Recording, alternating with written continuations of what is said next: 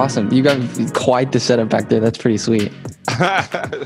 Well, shoot, these days, man, everybody has to, right, man? For sure. It definitely helps to have a little bit of something there. But yeah, exactly. Awesome. Thank you. Thanks again so much for doing this. This is so cool. Yeah, no worries, man. No worries. I appreciate you. Like I said, I apologize for the misunderstanding on the original time. So I apologize for leaving you hanging last night. No, it's okay. It's okay. So I just wanted to, so can we just kind of get into it? Yeah, let's go, man. Awesome. So I just wanted to ask you, so like, where did your passion for MMA come about? Because like, I know that like when you started, it wasn't that big of a thing, you know? So what kind of gave you, like what made you think it was going to become as big as it did?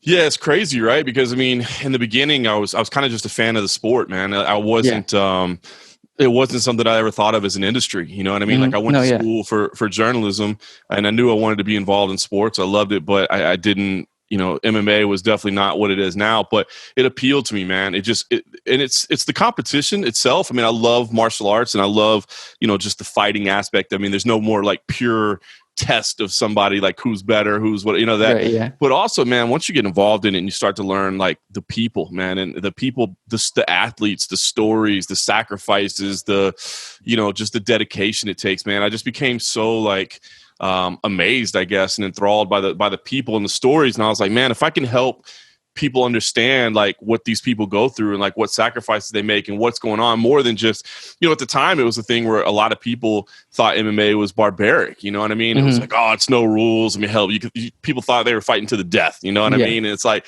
so I was like, man, if I can be a part of helping educate the masses and see like how pure this is, man, and see like how amazing it is, then that's something I want to be a part of. So it was really, man, I had a passion for the sport itself, and I had a passion for telling stories and journalism. It was something I always wanted to do. So, man, got to marry those things together, and dream job, man. That's awesome. How has it been like seeing the sport like progress? Because it's literally came so far in such a short amount of time. So how cool has that been for you? It's been really cool, man, because like you said, like, I mean, I guess some of it's kind of luck, you know what I mean? Being in the right place at the right time. I mean, maybe it's a sport that didn't take off, but yeah, so seeing it grow and seeing it be a part, now it's just accepted. Like, it's crazy, like when it first got on Fox, for instance, when it was on network television, that was like a big deal, man. Like, oh man, we're putting MMA on network television. It was still a little bit controversial, a little bit edgy. And now it's just accepted. And I think that's been amazing to see kind of the growth, like, and acceptance of it just being there. Like, I don't feel like listen, there's always going to be certain people that don't like combat sports. Like, I get that, you know what I mean? Like, there's going to be people that don't like watching other people get punched in the face. There's even a section that won't like women, seeing women involved in fighting, you know what I mean? So I get it. And there's always going to be that. But in the beginning, it was like you had to explain that it was okay. You know what I mean? I don't feel like that exists anymore. Like, I don't feel like anybody now is like, this is controversial and it should be banned. You know what I mean? Sure, there's going to be some people that don't dig it. But knowing now that it's just kind of accepted, it's pretty cool. No, yeah, it's awesome. Did you ever have like a background in it? I trained a little bit, yeah. I mean, it's been a while, as the figure shows, man. And you probably need to get out there on the mats, but yeah. I trained in it early on, man. I grew up in Dallas, and Guy Mesger was kind of an early influence in my life, man. Just happened to meet him through a friend of a friend. It was a chance encounter, and so started working out a little bit at his gym, and that was the Lions Den Dallas days. So you'd have Pete Williams rolling through, Frank Shamrock, Ken Shamrock, Trey Telligman, Jerry Boland, kind of all that old school Lions Den Dallas crew. So got a chance to train a little bit then. But it's funny, like, even when I was training a lot, like, I never wanted to actually have a fight. People are like, I want to test myself. I'm like, no, dude, I'm supporting myself, like, by waiting tables. Like, if I break my arm or something, I don't know what I'm going to do. That's the thing. I feel like people see like the guys, they have such amazing bodies or whatever, but like they literally have to look like that just to even feel a little bit okay after the fact. Yeah, no doubt about it. They're prime athletes, man. To me, they're the best athletes on the face of the planet, man. Like, really okay. So there's another thing I was gonna ask, but I want to ask this. So like, I've heard you say so many times that you think MMA is like the best sport in the world. Like, is it just because like the people and stuff, that's why you think it is, and that can be international? Yeah, I think so. I think that's part of it, right? Like, I mean, it's kind of silly what Dana always says, but like, it's in our DNA. We get it. Like, yeah, no, it is. I mean, combat, unfortunately, has been a part of human nature forever. You know what I mean? So, like, you don't have to understand all the intricacies of it to get it. Like, yes, at its highest level, I think that's what's so fun about it, right? Like, on the surface, you know, you can just look at Francis Ngannou and be like, I bet that's a bad dude. You know what I mean? Like, you know, yeah, exactly. A human being gets that. But then there's the subtle nuances, like when you really start to learn the intricacies of the grappling game and, you know, what's really happening in the clinch and all those things. There's all those like layers to it. So like you can get it at a very basic level. And then your understanding and appreciation of it can go up. So it applies to all cultures. Sure. Yeah. 110%. And I like that part of it. And the other part of it too is just like, as far as like the competition, like I said, there's nothing more pure, man. It's like you go out there and you either win or you lose. That's it. There's no, well, you know, man, if my quarterback would have been doing this today, or oh man, my defender let me down over there. It's like, nah, bro, it's you out there. You know what I mean? And there's something like really, man, just to test yourself in that way. It's pretty amazing. Yeah. How do you feel like having a background and like knowing everything? And obviously, you know so much now, but how do you feel, especially like, I don't like, and you know how judging and stuff, it's a little bit out there. How important do you think it is that people that are actually like involved with the sport know what they're talking about and I don't want to say necessarily have done it, but how essential is that to like? I think you got to know it, man. I think if you don't, man, you get found out real quick, especially, man, the hardcore fans of this sport. Now, I'm sure it's that way in most sports, but it's like, if you're, you know, you look at like some of the ESPN like talking head personalities and stuff like that. I mean, even look at like a Stephen A. Smith or something who's obviously, you know, world renowned, but people know that he doesn't really know the game, and it pisses him off so much because he says something. You're like, bro, you don't even know what you're talking about. You know what I mean? He's just so used to people like agreeing with what he says, or like, that's hilarious. And but listen, I mean, as far as like doing it, I mean, it helps. It really, really does help to at least train a little bit. You know what I mean? So you at least understand some concepts and that sort of things. It helps. It's not a requirement. I'm not one of those people who says, oh, you have to have done the sport in order to be able to talk about it. Like, no, you don't. I mean, listen, I mean, again, I have a background in training, but even if I hadn't had a background in training, like at this point, I don't even know how, I mean, like realistically, and I tried to figure this out one day and I was like, I don't think it's obscene to say I've probably seen like 20,000 fights at this point. You know what I mean? Like, I don't, if you really look, I mean, hell, last week I was at Contender Series on Tuesday night, CFFC 82 on Wednesday, CFFC 83 on Thursday, and then UFC 252 on Saturday. That's 1 week. You know what I mean? So I think over time you'll just learn from kind of absorbing it, so to speak. But I do think having a background, at least a little bit of education, is important so you know what you're talking about. Yeah. So yeah, I agree 100%. But when you got into like MMA journalism or whatever, did you because like I feel like the UFC was like the main deal, right? Did you ever see yourself kind of branching out and going into all these other little organizations? And how cool has it been to see, like, because you're basically, when you're like announcing for the CFFC, like you're basically scouting out potential contenders, which has to be pretty sweet. I love it, man. I absolutely love it. And yeah, even from the beginning, like the UFC, of course, but like early on, it's actually funny. My mom just got here. She's visiting from Dallas, but like back at her house in Dallas where I grew up, there's still to this day like VHS tapes of Pancrase from Japan in the early 90s. Like I used to get that stuff. I used to order it online and get it shipped over from Japan and watch these like I loved absorbing everything. You know what I mean? It was cool. Like most of their stuff's on, I think all of it's on Fight Pass now. If you go see that old school, like Boss Rutan, Frank Shamrock, you know, Masakatsu Funaki, Minoru Suzuki, like all these people. It was so fun. So yeah, so I've always loved things outside the UFC.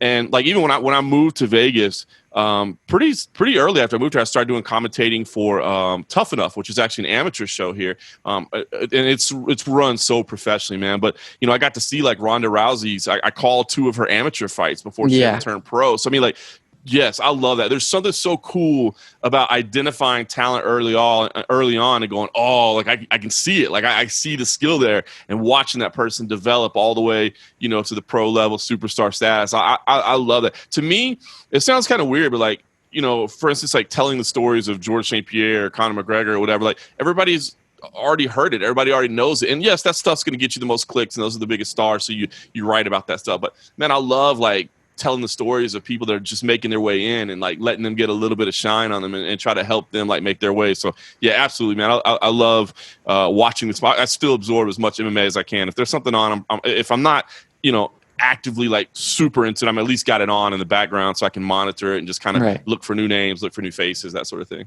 Okay, so as a journalist, do you ever feel like, obviously you love the sport, but do you feel pressure to like know everything ever? Or do you kind of just like, it's fun Yes for and you, no. so you know a ton about the sport? Yeah, I would say not pressure. I mean, you want to be educated. I'm not one of those people that has like like total instant recall. Like, yep, I remember that card, that date, the bout order, like that stuff. I can't Yeah. like man. There are people in the sport that like you give them a fighter and they can run off like 10 fights in a row of like, oh yep, he fought then and then he went there and then I can't do that. Like, I mean, big moments I was to be fights. Now, once I look at a card, like if you pull something up It'll and I'm like, remind you. okay, yep, I remember I remember I was cage side for that one. I remember talking Yeah. to so and so about this. You know what I mean? It all comes back to me. So I wouldn't say I feel pressure. Like, I wish I had that kind of knowledge where I could just like boom, instant recall everything. I can't. But at the same time, like, I do try to educate myself. Like, I think that's your responsibility as a journalist. If you're going to perceive you to be an expert, to people, if you're going to portray yourself in that manner,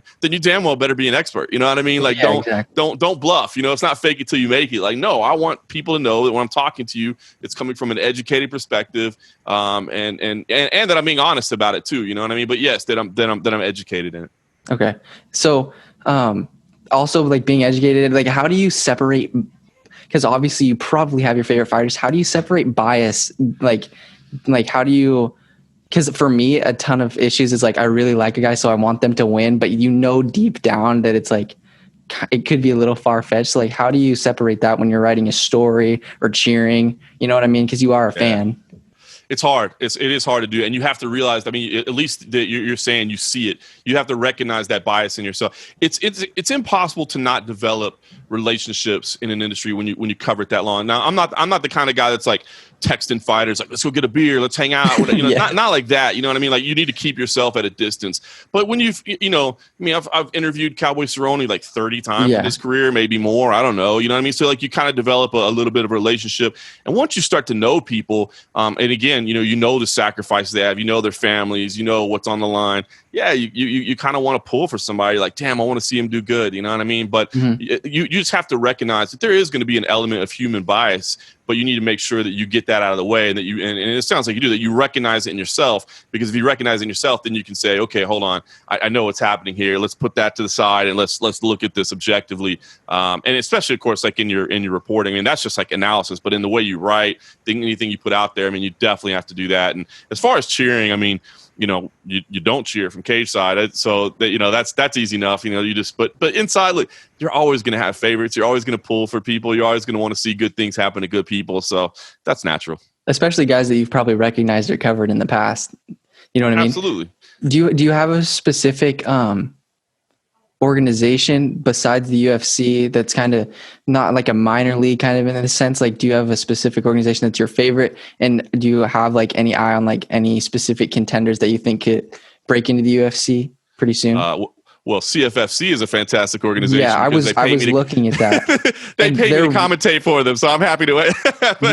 but no, they do, man. They're really identifying talent, man. They take pride in that. Even if you look at it, like last week, Sean Teed was scheduled. Sean Teed was scheduled to fight Chris Daukaus in the main event, and they let Chris Daukaus go to the UFC. They lost their main event on a week's notice because he got the call to the UFC, and they were like, "Absolutely, you go there." You know what I mean? I think that's cool because there are some organizations in the past that have kind of tried to like. Basically said, no, we need you here for this. You can go afterwards. Absolutely. They said, let's go at it right away. Santa Curatolo, man, if you saw this kid the other week, he's 5-0 as a flyweight, all 5 first round finishes. I mean, you don't see that in the flyweight division, man. It's so he's special. But no, CFFC, I love them. That's the one I'm studying the most, obviously, because I'm working for them and doing commentary. So that would be my favorite current one right now. But again, I'm biased because I work for them. But all time, I would say WEC was my all time like favorite show outside the UFC. I loved it. I love the WC. Those were great times. So yeah, all the developmental organizations are fun to watch. I watch LFA, watch Titan. I mean, I pretty much everything that's on Fight Pass. If it's on, I'm watching it. Contender Series too, man. You gotta love Contender Series, right? 5 fights on a Tuesday night. Yeah, that's fun. It's so interesting to see because, like, do you ever? I don't know. Like, some of these guys, I know that they probably have a lot of amateur fights or whatever. But are you ever concerned? Like that the UFC, especially now in today's game where they need a lot of fighters and they're using up a lot of American talent, do you like get concerned that they're ever pushing guys too fast? especially Yeah, now. man. Cause like, it's tough to see what was that, what was, one kid's name? He was like the wrestler and he Max just, Max Roshkoff. yeah, Roscoff. Yeah. You know Like what's funny? it's sad to see something like that. You know It what I is, mean? and I'll tell you what. You talk about like personal bias. Max Roshkoff is my kid's jujitsu instructor. So I mean, like, Oh, I know that guy like personally. Like he spent time like educating my son on Brazilian jiu-jitsu. So I was yeah. especially gutted for him. But you're right. You're definitely seeing a lot of it right now. You hit the nail on the head, man. Pandemic era MMA. People are getting to the UFC faster before they're completely ready. And Max wasn't quite ready yet. And now, he's going to go back out on the regional scene and try to develop his way back, there, which is good. It's hard. Sometimes when you're this, highly touted prospect, like nobody wants to fight you. You know what I mean? Because they know that like, hey, you've got legit skills, but I don't want to face you at this point in my career. You know what I mean? So it's sometimes when you're a really highly touted prospect, like it's difficult to get fights. But yeah, to answer your original question, there's no question about it. There's people right now that are getting a little bit rushed because in this pandemic era, you only have so many people available to you on the roster. You can't get to your international talent except for Fight Island. COVID tests come back and all of a sudden you need somebody on a week's notice. And so it's a good thing. On the one hand, it's a good thing. Another one, I'll tell you, Yeah, Justin James. You're seeing guys. Well, that's the thing I wanted to say. Some of the guys that are getting shots, you're kind of, since it's becoming such an international sport, you're seeing guys break out of the show like Munir Lazez and obviously Hamza Chimaev, but guys like that you weren't necessarily like, they will be underdogs, but like there's guys that are legit that just have been waiting for this shot, and it's pretty cool to see. So it's kind of hard to tell sometimes. No, you're right. No, like I said, the flip side of that coin, Justin James. Justin James here in Vegas has also coached my kid in wrestling before when my kid was at Extreme Couture. Yeah. And he was a guy that I know, I'd had a lot of conversations with him too, that he was frustrated that he couldn't get his shot. And he was like literally considering quitting fighting. He's like, I don't know why I'm going to keep chasing this. You know what I mean? And luckily he stuck with it and got Frank it. And he got his shot. Yeah. And he got the bonus. And, he's since had a loss since then, but still he's in the UFC. He's had 2 fights and definitely like there's people that are capitalizing on this era. And I've told everybody, if you're on the cusp of getting in or you think you're on the cusp of getting in, make sure you're staying in shape. Make sure you're staying close to weight because, these guys are getting, like 3-day notices, 4-day notices, you know what I mean? But if you want to roll the dice and take that shot, man, bet on yourself. And as you said, too, then you got like a Hamza Chimaev who's fought multiple obviously times. Ready, way ready. Yeah, definitely ready. He's another guy, too. I mean, the guy at like 6-0, like it was hard for him to get fights because everybody that no one wants to fight that guy. Who do you want to fight? I mean, if you want to fight that guy for a world title at some point, sure. But you want to fight him at 6-0 and nobody's ever even heard of him and you know how good he is? Like, that's hard. There's guys that I feel like people get hyped on, but it's just something about those guys that come from like Russia or Dagestan. You never want to count them out. Like they're legit. And he's going to be an issue. Like if he stays at, he's a natural 170er, right? Yeah, yeah. Okay. He could legitimately go down and fight 155 or the middleweight, or at middleweight or at 170 and give issues to people. Like he's going to be really scary. Yeah, no, he's got future champ written all over him. And you're absolutely right about like people from the Caucasus in the region. The first time I ever saw it was Adlan Amagov.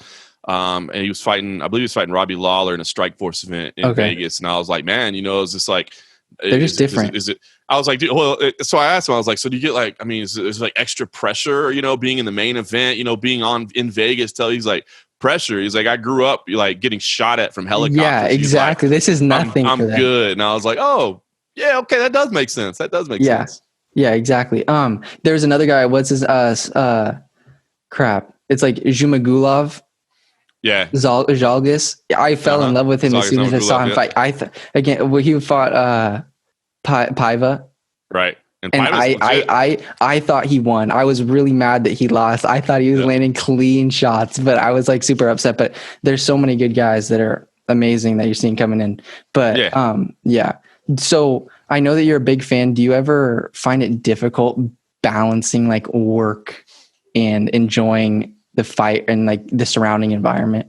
I will say this, that one thing I've had to do is remind myself to try to enjoy it at the time. You know what I mean? Like you don't at the time. I mean, listen, it's work and it's my job. And so I try to handle it professionally. Sometimes I guess a drawback is that it used to be my favorite pastime. You know what I mean? Now, like, it's not that anymore. You know what I mean? Like, I don't get to just sit back and, drink a beer and watch the fights and be like, hey, this is great. Like, even if I don't happen to be working on a week or a weekend or whatever, like, I'm still, as I'm watching it, I'm analyzing it. I'm thinking about where it puts that next person. I'm thinking about what interviews we need to do, what stories need to come up. You know what I mean? So you don't get to just enjoy it as much.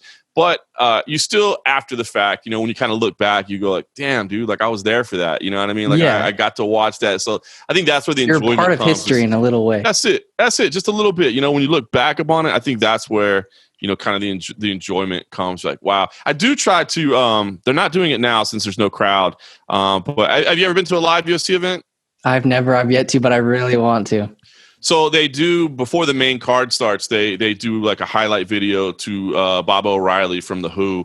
Okay. It's an old classic song. And it's just this, it's Sean Shelby's the one that actually first made this highlight reel. It plays there. He's kind of an amateur filmmaker or whatever. And then they've updated it since then. But it's cool, man. It's so they play this song and it's got like all these amazing highlights throughout UFC history. And I try to, at every UFC event, if I can, just stop what I'm doing, you know what I mean? And just like soak that in for a little bit and like listen to that and watch the highlights, like all these great moments, and just be like, damn, like, yeah, this is, and just enjoy that, kind of appreciate the fact of where you are and what you're doing. Cause, man, there's not a lot of people that get to do this for a living. You know what I mean? I get to do something I really love. So I try to remember that and be, fortunate and appreciative, I guess. What would you say would be the highlight event that you've got to cover? Man, so many. I've been so fortunate. But one I always point to is the UFC's return to Brazil when Nogueira knocked out Schaub in Rio. Just because, like, man, like you looked around and Nogueira was so loved that, like, people were crying. Like, people were literally, like, crying in the stands because it was like, oh, my God, because he's such revered as, like, he's revered. So it's like, crying. So that was an amazing scene to see that.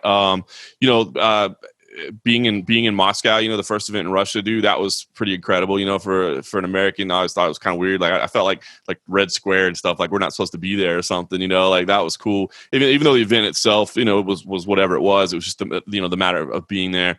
George St. Pierre fights in Montreal were all amazing, man. Like the Bell Center in Montreal is one of the loudest arenas you'll ever go to. Like it's built mainly for hockey, but the stands are like, it's very vertical. It's like everybody's like really, really close to it. So it just gets like really, really loud. It's like, moments like that, Conor McGregor, man, I was at the before he really, really broke out, and the show in Dublin where he headlined in Dublin, like that was insane, man. The atmosphere in there was nuts. And of course, like Mayweather McGregor, like even though I was never like that? Yeah. Oh, even though I was never like a big fan of the boxing world. Yeah, well, to me, I knew how that fight was going to go. You know what I mean? I was like, all right. But once you're there and you're like, this is one crazy ass freak show. You know what I mean? Like, I can't believe this is happening. So, that was fun. That's wild. It's wild. I cannot even believe that happened. Do you think that Conor, like, not to go like too off topic, but do you think that he, like, what do you think his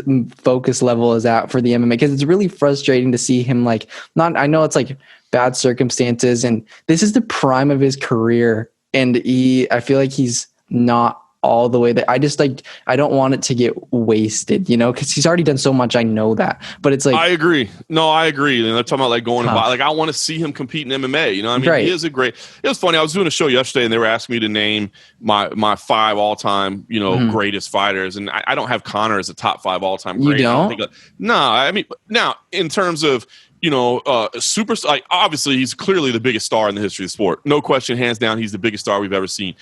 His story, you cannot tell the story of mixed martial arts without including him in it. You know what I mean? He's such a huge chapter of it. But I like to see sustained dominance over a division, greatness over time. I want to see, 10 title defenses and stuff like that. That to me, when you start talking about like what John Jones did, what George St. Pierre did, Anderson Silva, Demetrius Johnson, like long-term dominance over division, that to me is what all-time great status is. So, but I wish Conor would do that.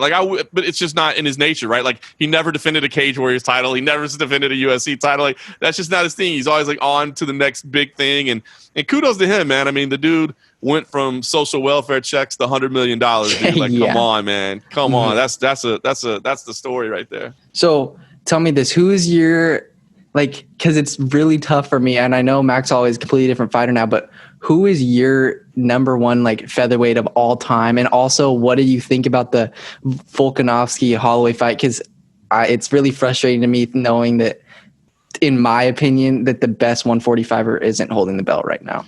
Listen, to me, I'd say Aldo is still the all-time great. At the top, man, it just, man, WEC era Aldo that doesn't really get the credit he deserves, man. That dude was nasty, man. That dude was a killer. So I'd probably say Aldo. I mean, Holloway obviously has the head-to-head victories over him, but now you're talking about somebody at a declined state of their career and that sort of thing, not to take away from Holloway's victories. As far as the Volkanovski fight goes, man, I was cage side for that one in Fight Island, and I'll be honest with you, man, I scored it for Volkanovski.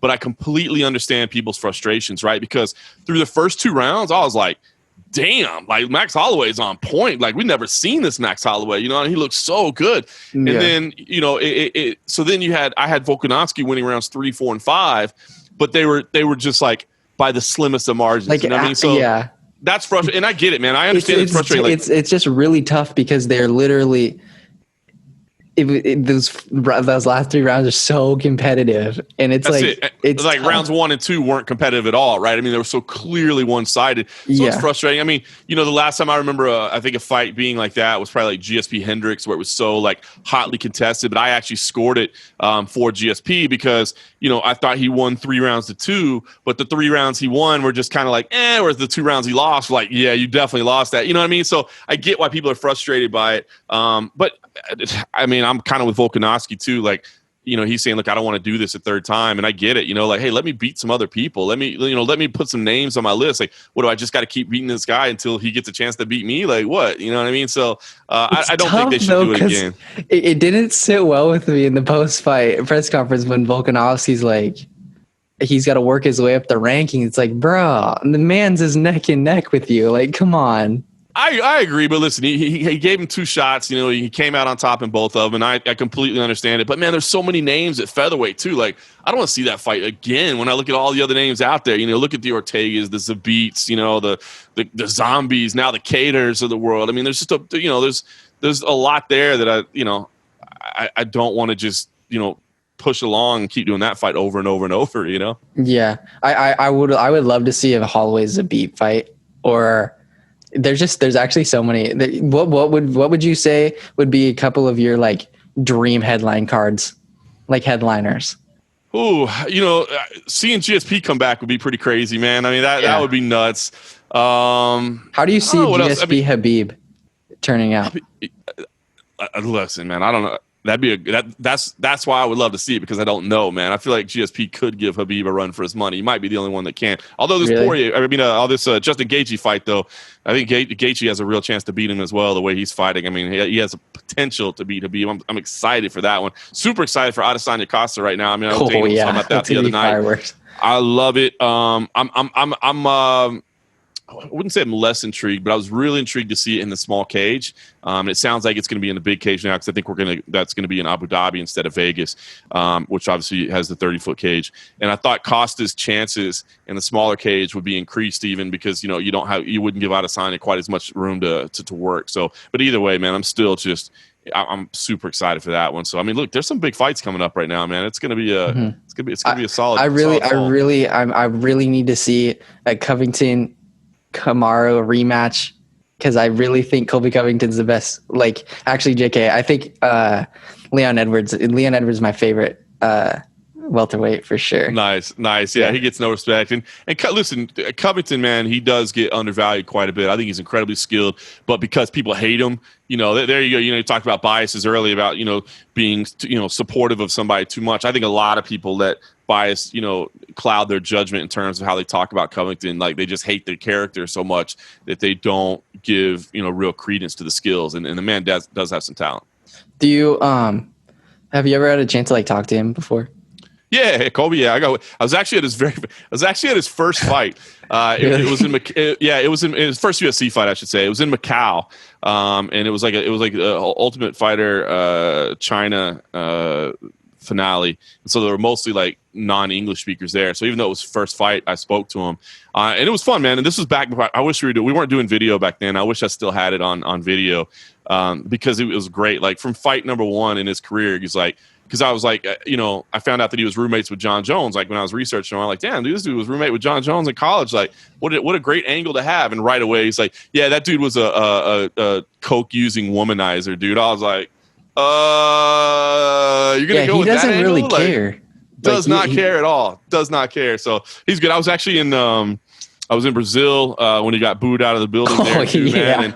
And then everybody was just throwing stuff at him. And I went and interviewed him in his hotel room afterwards. And, listen, Colby off camera is one of the nicest people you'll ever meet, dude. He shows up to everything early, not on time. He shows up to everything early. He's incredibly professional. It's very much Chael Sonnen-esque, man. Chael Sonnen was the first one that was really like that. Like Chael back in the day, when he was doing all his shtick, it was hilarious because like, you might be doing an interview with him and he'd be like, John, that's the stupidest question I've ever heard in my life, man. How do you even have a job? When they're talking and just go off on you and you're like, what? And then afterwards, he shoot you a text message. You're like, hey, man, great stuff. Be sure to send me a link when it comes out. Always good catching up with you. And you're like, what? It just happened here. Yeah. Always the same way. You know what I mean? He's like, you walk in the room and, hey, what's going on, man? Good. How's your kid? He's still doing good. Yeah, man. What's her life? Oh, yeah. And then as soon as you hit record, it's just, boom, character's on. You know what I mean? And it's gotten him noticed, man. It's gotten him to stand out. I mean, how many other, kind of pure wrestlers do you know that would get that type? I mean, look at Kamaru Usman, right? I mean, the guy is a world champion, and I don't think gets the love that he deserves because of his fighting style. And Colby was just realized, hey, if I make a character out of this and kind of bring in the pro wrestling shtick, it's going to get me notoriety, and it's going to get me money, and it's worked. Their fight was a banger. That's easily one of my top 5 favorite fights of all time. Because I really honestly think Colby's striking is like underrated. I really like his boxing. Like he's pretty fluid. Like he's good. And I think that if he can stand with guys, and I think that he just uses his wrestling because he knows it's like on such a different level than everybody else's. But like I have no doubt in my mind that he can stand with like a Jorge Masvidal or something. Absolutely. No question about it. But sure. But then he's got the wrestling to lean on as well. So, it's solid, man. He's underrated, man. He doesn't get the love he deserves. Yeah. Have you ever had, like, because I know you love like mixed martial artists are always so nice because they're always so like confident in themselves, but have you ever had any like, not scares, but just like kind of disagreements or like any bad experiences interviewing fighters? Yeah. Vitor Belfort told people that they should beat me up in a press conference. Really? One time. Yeah. It was pretty crazy. We're well past it now, but I kind of even hate telling the story because he's super nice to me since. He's apologized and we had a long heart to heart about it, and now we talk all the time. But wow. This was during the height of the kind of the TRT era. And it was after he knocked out Rockhold. And I saw on the internet, everybody's, TRT this, TRT that. And obviously it's a beautiful technique that he knocked him out with. And TRT doesn't teach you that, And so my question to him in the press conference was, is it frustrating to you as an athlete that, you do something like that and all anybody wants to talk about is TRT, not kind of what you did there and your execution and that sort of thing. And in Portuguese, so I didn't even really understand him, but he threatened me basically and said that I should be beat up. But it was to do like the reporters afterwards, man. Like all the local like Brazilian reporters, like kind of apologized. They're like, I'm sorry, I shouldn't have said that to you. I'm like, I don't really care. I don't really take offense to it, whatever. Yeah. But no, so yeah, there was that. But like I said, he apologized later and we get along great now. But overall, no. I mean, some people, I think every now and then, like people will try to say something to you or intimidate you or whatever. It's just like, dude, I mean, what, are you gonna hit me? Like, come on. For real. How do you kind of balance not being too intrusive with still trying to get like the content you need for your stories or information that you need? I think that's just a balance of kind of your own moral character, I guess. Mm-hmm. I mean, you kind of let that guide you. I was talking to somebody the other day, like for instance, at Fight Island, when Joseph Benavidez got, knocked out.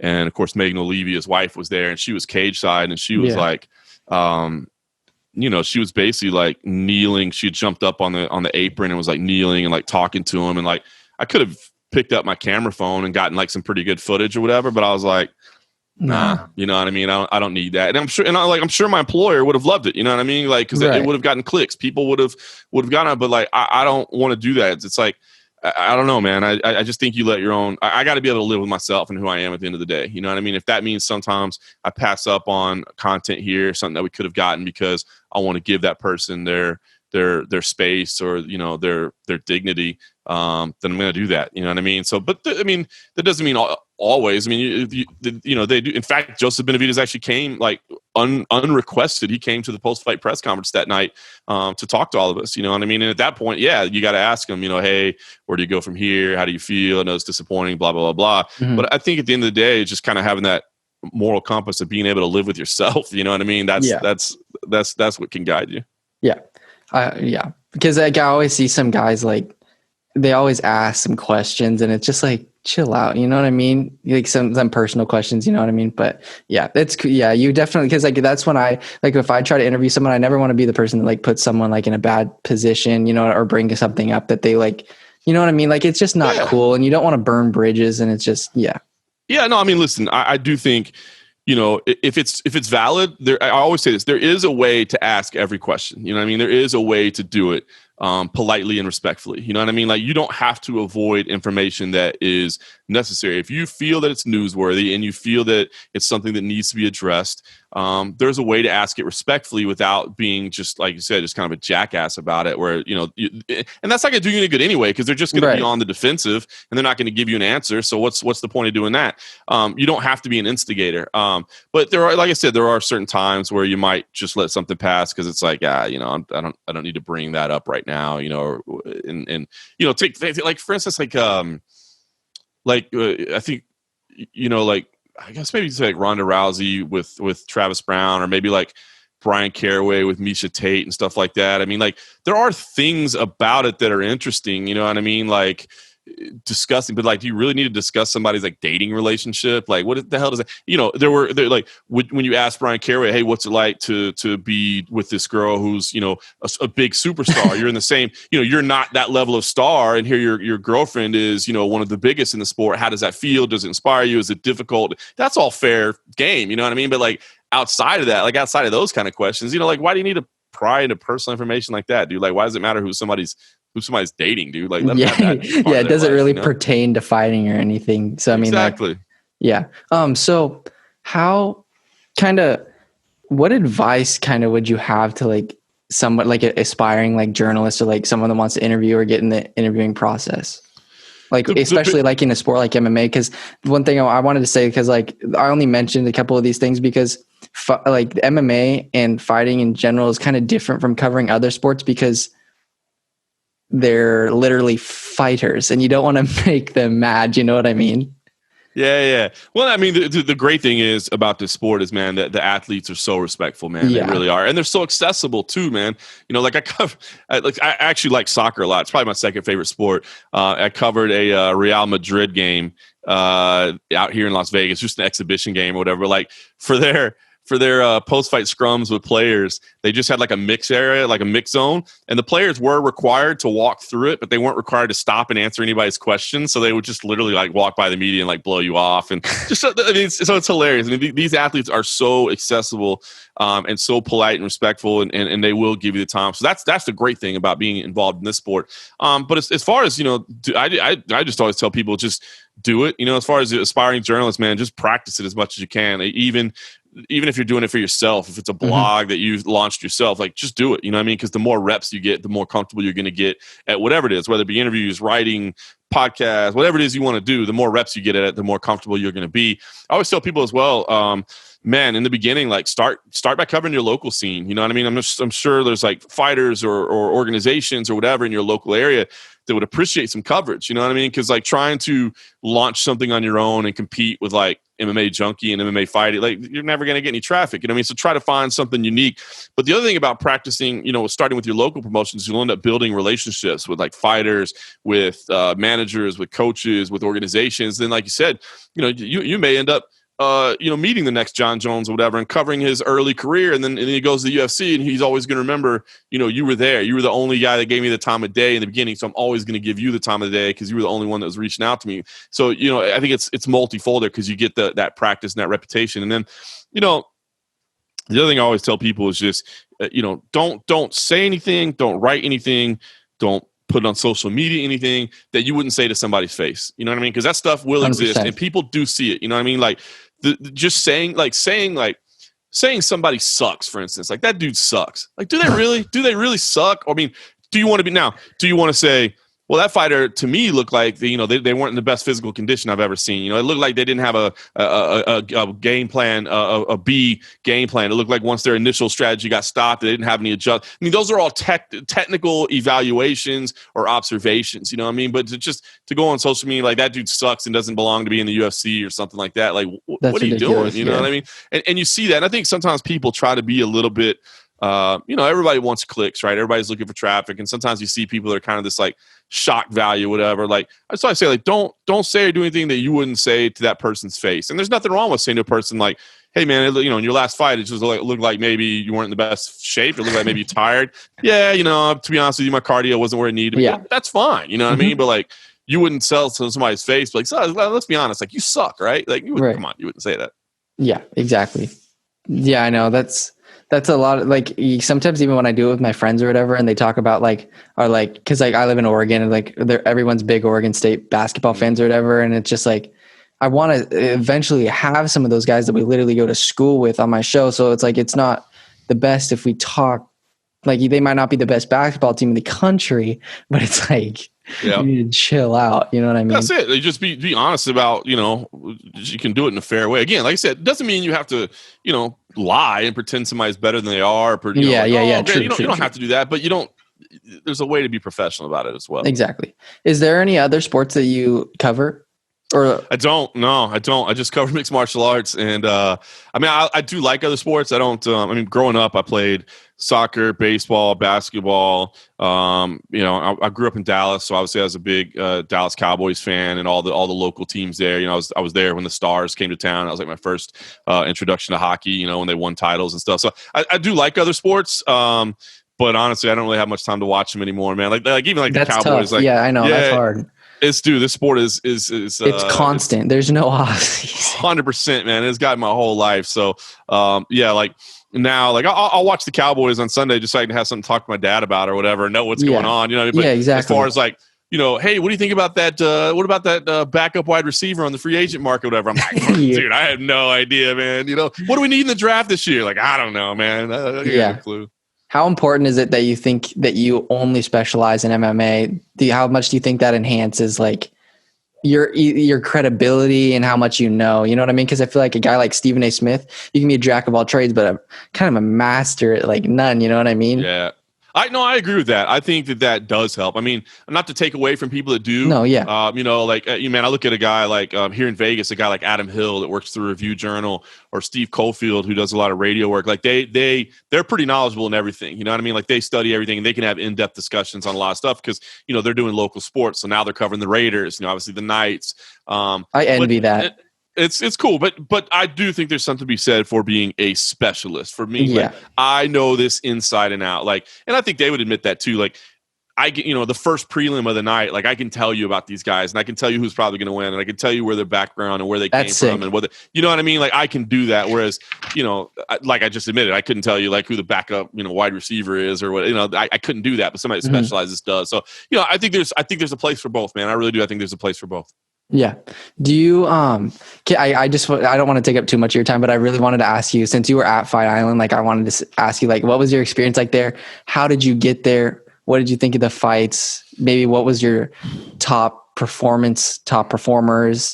Yeah, no, it was crazy, man. I mean, top performer, man, Hamzat Chimaev, dude. He stole the show, right? That dude stole the show out there, man. And it was too. I mean, obviously his fights were dominant, but he's got like this kind of just like wry smile about him. I love it. Personality, like he's got it's it's just enough English to where you can say just line them up, I smashed them. It's fun, it's endearing. Yeah. You know what I mean? So it's good. But no, overall, man, it was crazy. I did a blog. So if you ever want to see like in depth what it was like, I did a blog of like the first week, like literally every single day, in depth. apologize. My dogs are barking there, but it was crazy. So we took a charter direct from Vegas to Abu Dhabi, which was cool. Right. The UFC worked. So you flew with the fighters? Yeah. So I was on the first flight out of Vegas. So basically, it was like the fighters were all in first class. The UFC staff were all in business, and then like anybody else, like the media and stuff, we were like all in coach. So we were all on this one flight. Everybody had like their own row because they kept like everybody had like their social distancing basically. So everybody had their own row.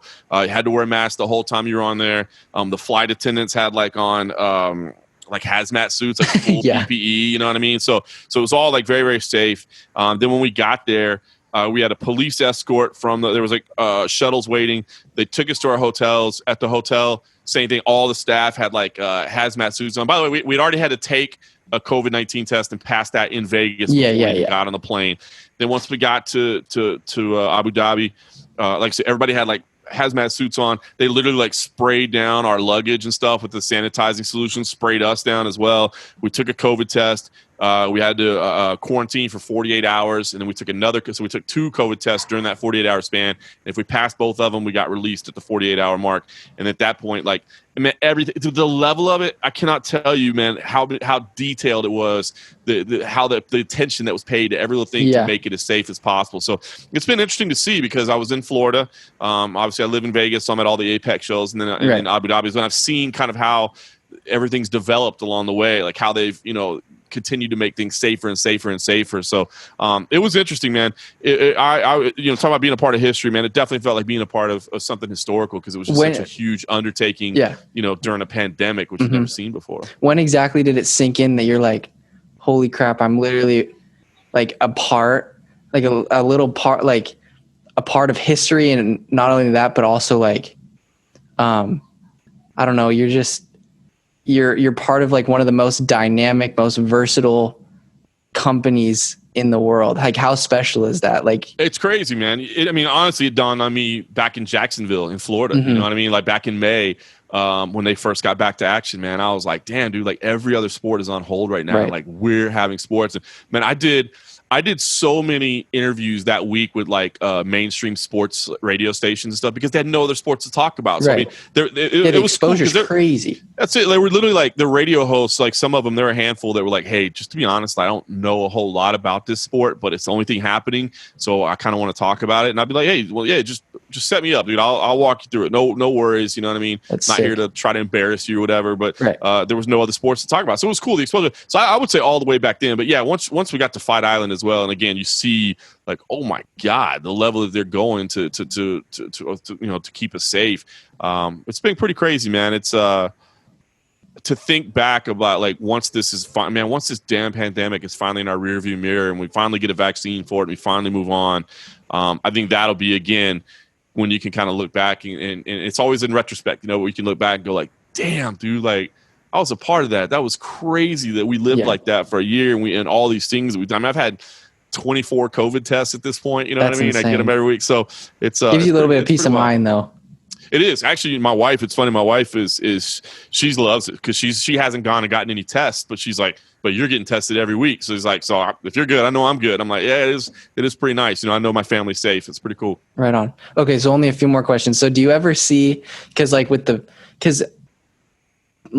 American sports like football, baseball is pretty international and stuff, but as far as mixed martial arts, I feel like it's pretty accessible. Like as long as you have accessibility to a gym or whatever, the potential for it to explode even more is it's like it could get huge. So do you ever see like interpromotional bouts or B like like an organization ever arising that could potentially rival the UFC? Not now, not in the near future, not as long as Dana White's around, man. I mean, someday, yeah, it could. I mean, Dana's never going to do interpromotional bouts, and I think there's just not another athlete out there that would make him think that he has to. Not now. I think he's built this so much that he doesn't see a need to do that. So I don't think we'll ever see it under his watch. Maybe someday in the future, maybe things will change. And I think he's going to be around for a while, even though he's, a lot of people have said maybe he'll quit because he's got so much money in the bank. He loves the job, so he's not going anywhere. So, exactly. So no, I don't see it happening, but just so I don't see those things happening, and I don't see a rival organization man, it's just so hard. Like, there's people that think the sport is called UFC. You know what I mean? They don't know that it's a dude, sport. that's exactly. I had a guy. Do you know Gustavo Lopez? I interviewed him. He's a yeah, and he said the exact same thing you did. Like, he's like, I fight like people. That's all they say. Like, you watch UFC, you like fight in the UFC or whatever. You know what I mean? Yeah, it's Kleenex, it's Q-tip, it's Xerox. You know what I mean? Yeah, like, exactly. It's all those things. So I think it would be tough to do that, man. They've got such a foothold in the industry, and man, it's just be really, really hard to rival them. But going back to the original premise, what you said is true about the potential for future growth. And that's one thing that I think I've been really, really fortunate about in my career is I've gotten to go all over the world and see the developing markets. And I think sometimes, you hear, especially like domestic journalists, they're like, I feel like the growth of MMA has peaked. And you're like, are you crazy? No way. Like, not even close. That's it. And again, as we talked about earlier, it is always going to be a niche sport to a degree, and that there will always be some people that don't like hand-to-hand combat, that don't like fighting sports. So it will always be a bit of a niche sport to a degree. But if you want to say that, okay, the popularity is leveled off in the United States in terms of growth, okay, maybe I'll give you that. I mean, you can't skyrocket growth forever. You know what I mean? Right. It's skyrocket. But when you talk about global, man, you talk about, they said, I mean, like what Zhang Weili is doing for the Chinese market. You know what I mean? What some of these what Habib has done in Russia and in the Middle East. You know what I mean? Now the Muslim population, and those are literally attracting to the biggest populations of the world too. That's it. So like the potential for like talented fighters to come out of these countries is crazy. And that's what happens when countries have somebody that they can latch onto that's one of their own. That's when it really skyrockets there, right? Because it's like oh, dude, that's our guy. We'll follow him or whatever. It's like Yao Ming in the NBA, right? Times. Yeah, that's it. Exactly. Yeah. So last thing, since I have literally like one of the best minds in MMA, like, can you break down Pedro Munoz versus Frankie Edgar and give us like a little bit of your analysis on that fight card? Man, I am. Every time Frankie Edgar fights, man, I worry a little bit, right? Because the guy is an absolute legend, man. But you wonder how long he can keep competing with these kind of younger, next-level athletes. I mean, he's been around the game for so long. So I'm excited for this fight. But you do wonder, when the end is coming for Frankie Edgar. And it's so tough, right? Because it's not like Frankie Edgar gets any kind of, like gimme fights or whatever. That's hard. When you're at that high level, that's the hard thing, right? Exactly. Go back and look at like the runs of like Fedor Emelianenko and Pride, right? Like Fedor was amazing and he beat some of the world's best. And then he also fought a couple cans along the way too. You know what I mean? So it's like you got a couple fights off. Vanderlei Silva, same thing. He had this amazing run. He fought the monsters of the day. And he fought a couple of cans too. So Frankie Edgar doesn't get that, man. You go back and look at it. So how's he going to look at 135 pounds? To me, that's where all the question marks are. We know Pedro Munoz, he's had some ups and downs as well, but I do think he is a legitimate talent, man. He's got great striking, incredible submissions as well. This dude is just a well-rounded athlete. And, you don't want to talk bad about Frankie Edgar, and I'm not going to talk bad about him because he is a true legend of the game, man. I mean, if you like MMA, you like Frankie Edgar. I can't imagine there's anybody that likes the sport that's like, that guy's all right. Like, he's okay. No, man, he's an absolute legend of a human being. I think he may be in for a tough night with Pedro Munoz. Just you can't do this sport forever, and he continues to fight the best of the best of the best every single time out. I agree. Yeah. Do you see? What is a potential like sleeper fight on the undercard or like maybe in the prelims that you really like or you're excited to see? Oh, let's pull up that card and think about it, man. Let's see here. Well, listen, I do like Maria Agapova, man. She looks like the real deal. She's long. Yeah, I like that. I like that a lot. That's probably the one name that stands out. Timur Valiev's on this one as well.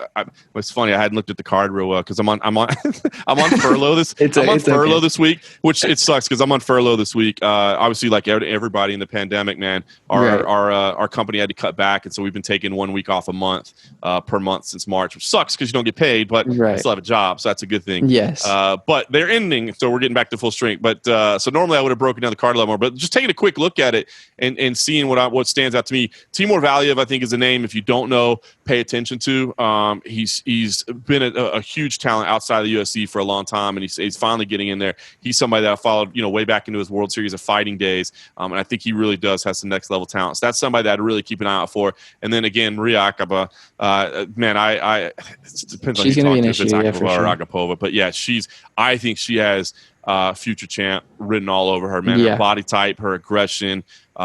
She's so the long. real deal. Yeah. So those are the two names that I would really be watching out for on the undercard. That Takashi Sato Daniel Rodriguez fight may be a barn burner as well. But those are two names I'd really keep an eye on. Right on. Well, thank you so much for doing this. This is awesome. It's like crazy to talk to you because I literally hear your voice on every single post-fight press conference. But this is awesome, and it's fun to like talk to someone that, because like I don't know too many people that know too much about MMA, especially around here. So yeah, this has been awesome. Thank you so much for doing this. Yeah, no worries. Apologize again about getting the schedule mixed up, but feel free anytime, man. It's okay. Thank you so much. You got it, brother.